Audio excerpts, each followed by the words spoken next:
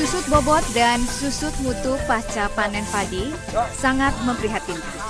Keadaan seperti ini bila terus dibiarkan akan mengganggu ketahanan pangan kita. Penerapan teknis pasca panen yang kurang tepat akan mengakibatkan susut bobot dan susut mutu. Tayangan berikut ini akan membuka wawasan penanganan pasca panen padi secara benar yang dapat menekan susut bobot dan susut mutu.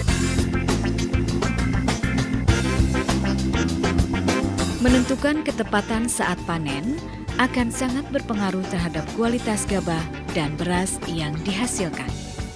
Kebiasaan petani menentukan saat panen dengan cara menggigit butir padi untuk mengetahui kadar airnya kurang tepat.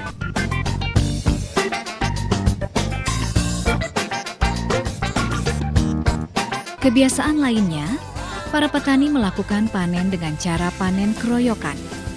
Melakukan panen cara keroyokan seperti ini, di antara petani tidak ada pembagian tugas yang jelas, sehingga banyak butir padi yang tercecer saat mengangkut dari lahan ke tempat pengumpulan. Kehilangan hasil disebabkan juga tempat pengumpulan hasil panen tidak menggunakan alas yang memadai. Penyimpanan hasil panen padi yang dibiarkan semalaman di lahan sawah dapat mengakibatkan kehilangan hasil dan penurunan mutu. Penggunaan alat penggebot padi merupakan salah satu alat perontok padi. Proses perontokan padi dilakukan dengan cara membanting atau memukulkan segenggam potongan padi ke benda keras. Kehilangan hasil pada alat perontok ini dapat terjadi saat melakukan penggebotan malai padi yang melebihi batas bahu sehingga butir-butir padi tercecer. Kehilangan hasil juga sebagai akibat menggunakan alat yang tidak sesuai dengan ukuran alas yang dianjurkan.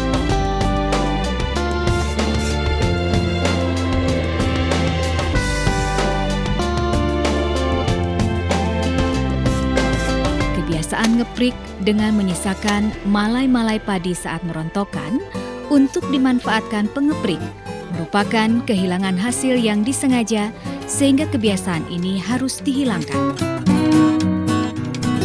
Pedal thresher juga merupakan salah satu alat perontok padi, akan tetapi penggunaan alat perontok padi seperti ini, butir-butir gabah yang dihasilkan masih banyak bercampur dengan potongan-potongan daun padi dan batang malai padi. Penggunaan alat perontok ini dapat mengakibatkan kehilangan hasil dan penurunan mutu.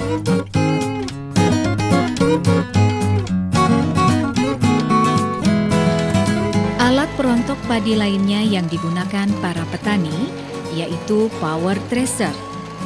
Proses perontokan padi pada power thresher dengan cara mekanis dengan menggunakan mesin. Penyimpanan gabah merupakan salah satu tahapan dalam penanganan pasca panen padi. Kebiasaan yang salah pada penyimpanan gabah yaitu tumpukan karung gabah disimpan di tempat yang lembab dan di sekitar ruangan terlihat kotor, serta cara penumpukan karung-karung gabah yang tidak benar. Penyimpanan karung-karung gabah yang seperti ini dapat mengakibatkan kehilangan hasil dan penurunan mutu.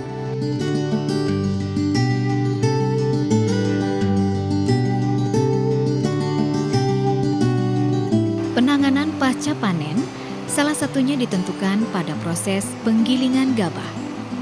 Kebiasaan yang masih terjadi yaitu memasukkan gabah kotor pada corong pemasukan atau hopper gabah.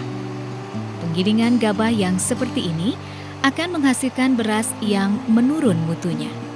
Penurunan mutu beras juga disebabkan oleh proses pemecahan kulit yang tidak sempurna, yakni masih banyak butir gabah pada beras pecah kulit. Proses penanganan pasca panen yang tidak tepat berakibat kehilangan hasil dan menurunkan mutu, yang berakibat kerugian bagi petani. Pengeringan gabah dapat pula dengan menggunakan mesin pengering buatan, misalnya batch dryer. Batch dryer terdiri dari 3 bagian utama, yaitu mesin pemanas, ruang gabah, dan ruang plenum. Sebelum batch dryer digunakan, bersihkan dulu ruang gabah. Kemudian, masukkan gabah dengan tinggi lapisan gabah maksimum 50 cm. Setelah ruang gabah diisi, mesin pemanas dihidupkan. Selanjutnya, ukur suhu plenum. Suhu plenum harus tepat dan tekanannya harus rata, sehingga semua bagian dari gabah ini dapat hembusan angin panas. Suhu pengering maksimum 42 derajat Celcius. Untuk mengetahui udara bisa menembus gabah, yaitu dengan menaruh kertas HPS di atas gabah. HPS yang bergerak-gerak menandakan ada aliran udara panas yang bisa menembus lapisan gabah. Untuk mengetahui kadar air gabah, setiap saat diambil contohnya dengan menggunakan sampel proof. Setiap lapisan gabah terjamah oleh alat tersebut sehingga akan dapat suhu rata-rata mencapai 14%, maka mesin pemanas dihentikan. Namun blower tetap masih hidup dengan tujuan angin segar akan menembus gabah sehingga gabah menjadi dingin dan gabah siap dimasukkan dalam karung. Sebelum digiling, gabah diistirahatkan dulu 1 malam. Penyimpanan gabah dilakukan dengan cara karung-karung gabah diletakkan di atas bantalan kayu atau palet. Karung-karung gabah disusun menyilang dan antara tumpukan gabah ada jarak tertentu untuk pengaturan aliran udara.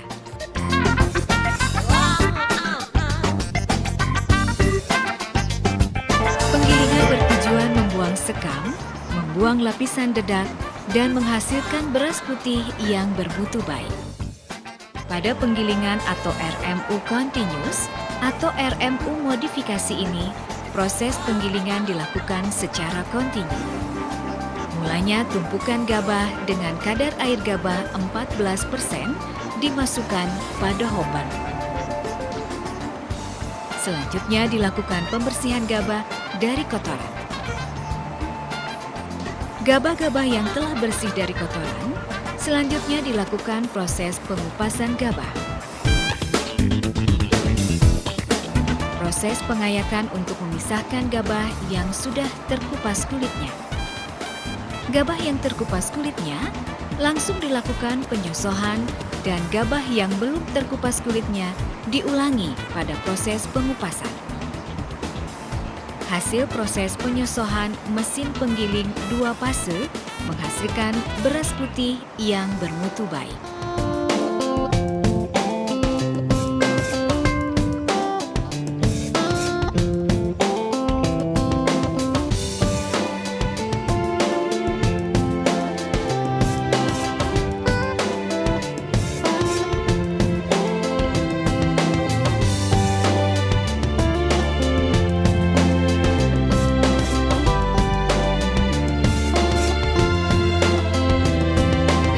Beras adalah pengelolaan beras agar tidak kehilangan jumlah dan tidak menurunkan mutunya.